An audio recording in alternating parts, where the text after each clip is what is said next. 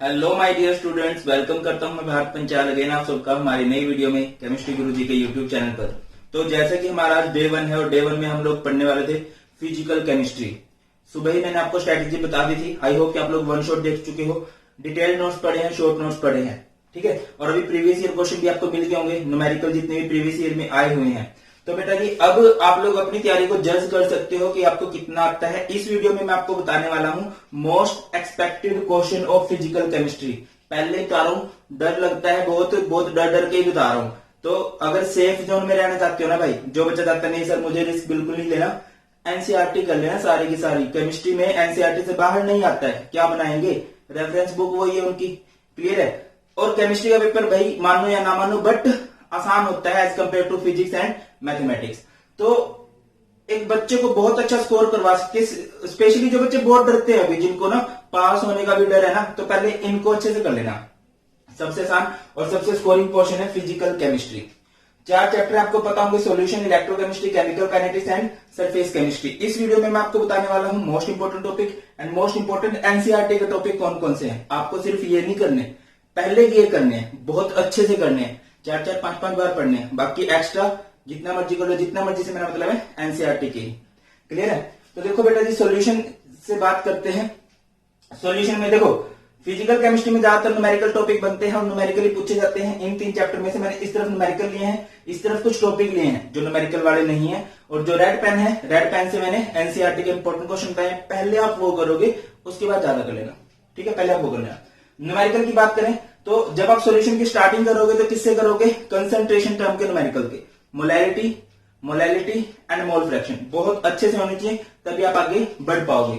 आगे बढ़ते हैं तो राउल्स लॉ से रिलेटेड न्यूमेरिकल बन जाते हैं। एंड लास्ट में colligative properties and went hope factor, abnormal molecular mass वाला भाई सोल्यूट एसोसिएशन शो करता है तब क्या होता है, डिसोसिएशन शो करता है तब क्या होता है।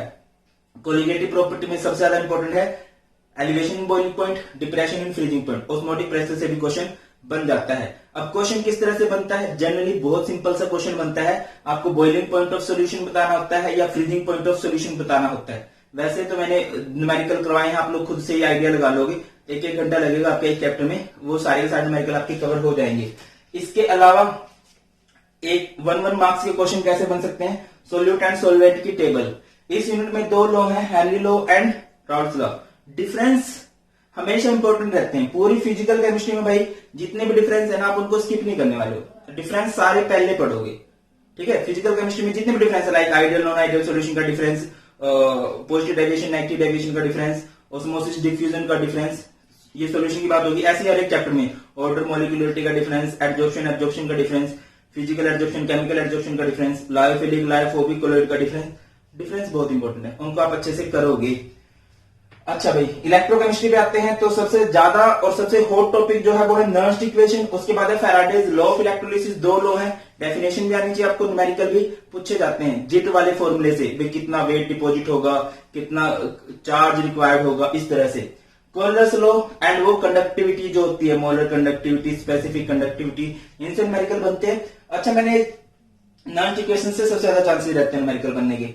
और अगर न्यूमेरिकल के अलग कुछ आने लगा तो 5 मार्क्स का क्वेश्चन बन सकता है चैप्टर से, तो सेल बन सकता है और सेल की केमिकल रिएक्शन, कोलिजन भी पढ़ लेना आप लोग। उसके बाद बात करते हैं केमिकल काइनेटिक्स की। केमिकल काइनेटिक्स में से परसेंटेज बेस्ड न्यूमेरिकल बहुत बनते हैं, T99%, T90%, T75%, इस तरह से आपको डाटा दिया होता है। That a reaction takes 20 minutes in 75% completion, ये वाला। फर्स्ट ऑर्डर, जीरो ऑर्डर की इंटीग्रेटेड रेट इक्वेशन आनी चाहिए, इनके हाफ लाइफ से रिलेटेड न्यूमेरिकल बन जाते हैं, ठीक है। आगे बात करें तो unit of rate constant for different order, 1 number question बन सकता है। अलग अलग ऑर्डर के लिए रेट कांस्टेंट की यूनिट क्या होगी, या आपको यूनिट गिवन होगी, यूनिट से आपको बताना है कि रेट कांस्टेंट किस ऑर्डर का है। आगे आर्हेनियस इक्वेशन के डायरेक्टली प्रोपोर्शनल टू ई की पावर माइनस ए बाय आर2 से रिलेटेड 2-3 न्यूमेरिकल बने हुए हैं पिछले 10 सालों में बात करें तो। या फिर ये क्वेश्चन पूछा जाता है what is the relation between rate constant and temperature, ठीक है। इसमें फैक्टर्स देखो भैया पढ़ोगे सभी, बट ये टॉपिक ज्यादा अच्छे से पढ़ोगे। डिफरेंस मैंने बोला इंपॉर्टेंट है, ऑर्डर मॉलिक्यूलरिटी वाला। सूडो फर्स्ट ऑर्डर रिएक्शन की डेफिनेशन कर लेना, एग्जांपल भी कर लेना। सूडो फर्स्ट ऑर्डर पता है ना, नकली फर्स्ट ऑर्डर की रिएक्शन जो एक्चुअल में फर्स्ट ऑर्डर की नहीं होती हैं। इसमें आपका टॉपिक बस यही रहे, ये एनसीईआरटी क्वेश्चन है, ये अच्छे से देख लेना। सरफेस केमिस्ट्री में न्यूमेरिकल तो कोई नहीं बनते। एक टॉपिक है फ्रेंडली एडजॉर्प्शन आइसोथर्म, ये थोड़ा कॉम्प्लिकेटेड है, इसको पहले देखना। फिर कैटलिस्ट इंपॉर्टेंट बनते हैं। और जनरली इनसे बात करें, एक डिस्पर्स्ड फेज डिस्पर्शन मीडियम की टेबल से बड़ा दिल बोल रहा है कि भाई आ सकता है 1 नंबर का क्वेश्चन। बाकी तो इसमें डेफिनेशंस होती हैं, डिफरेंस होगी जो भी बोले थे आपको, Tyndall effect, gold number, emulsion, coagulation, electrophoresis, electrodialysis, Hardy schools rule. आपसे 2-3 आयन दे दिए जाएंगे, 2-3 सोल्ट आपको दे दिए जाएंगे और आपसे पूछा जाएगा कि इनमें सबसे ज्यादा कोएगुलेटिंग पावर किसकी है। ये गोल्ड नंबर आ जाता है भाई। ब्राउनिन मूवमेंट बोल दिया मैंने, ब्राउनिन मूवमेंट नहीं बोला तो लिख लेना ब्राउनिन मूवमेंट। एंड कुछ इसके क्वेश्चन होते हैं, why the colour of sky is blue, ये डेल्टा फॉर्मेशन से रिलेटेड वाई वाले क्वेश्चन भी आ जाते हैं। डायलिसिस हमारी बॉडी में कहां होती है, किस लिए होती है, ये वाला क्वेश्चन बेटा जी। तो ये है फिजिकल केमिस्ट्री के इंपॉर्टेंट क्वेश्चन। अगेन मैं कह रहा हूं ये क्वेश्चन आप बहुत अच्छे से करोगे।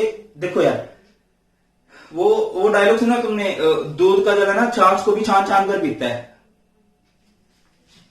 ठीक है। अब दूध के जले हुए हैं, फिजिक्स ने अच्छी तरह जला दिया है तो रिस्क नहीं ले सकते। हाँ, पिछले सालों तक ये सबसे ज्यादा इंपॉर्टेंट टॉपिक थे, तो बेटा पहले ये अच्छे से कर लेना। बट उसके बाद पहले ये करके एक बार सेफ जोन में जाके कि हाँ मुझे इंपॉर्टेंट तो सब हो गया, मैं एक्स्ट्रा भी पढ़ने वाला हूं। चलिए बेटा जी निपटाओ इसको। कल हम लोगों ने ऑर्गेनिक केमिस्ट्री स्टार्ट करनी है। आज मैं बार बार बोल रहा हूं, एक्सक्यूज बनाने वाले कभी रिजल्ट नहीं दे सकते। एक्सक्यूज नहीं बनाना है, आज क्या फिजिकल केमिस्ट्री को निपटाना है, चाहे आपका कितना भी टाइम लगे, ठीक है। कल से ऑर्गेनिक पे ध्यान देंगे। चलिए ऑल द बेस्ट, और बहुत अच्छा आप लोगों ने स्कोर करना है। मिलकर मेहनत करेंगे, जरूर अच्छा स्कोर करेंगे।